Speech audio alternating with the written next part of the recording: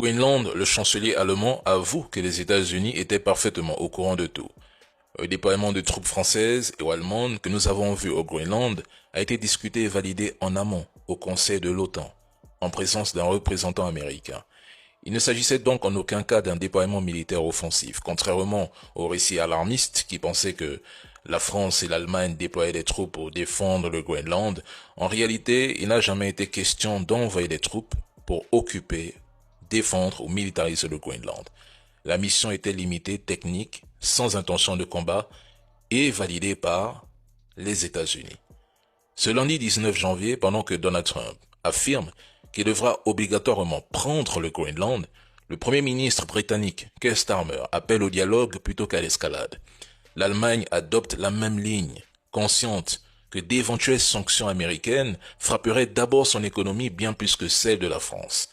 L'Italie propose d'ailleurs de jouer le rôle de médiateur européen afin d'apaiser Donald Trump et dans le même temps, le président Macron a exhorté ce week-end l'Union européenne à activer son instrument anti-coercition si les menaces commerciales américaines venaient à se concrétiser avant de réunir un conseil de défense. Si Donald Trump insiste et pousse la situation jusqu'au bout, et je pense qu'il est allé trop loin pour reculer, les Européens déjà profondément divisés ne feront strictement rien. L'Allemagne est en première ligne des représailles. Elle a tout à perdre, économiquement et stratégiquement. Mais le vrai problème est ailleurs. Si l'Europe se couche, elle instaurera un deux poids deux mesures flagrant, intransigeante sur l'Ukraine, mais silencieux sur le Groenland. Autrement dit, une crédibilité politique et morale sera définitivement fissurée.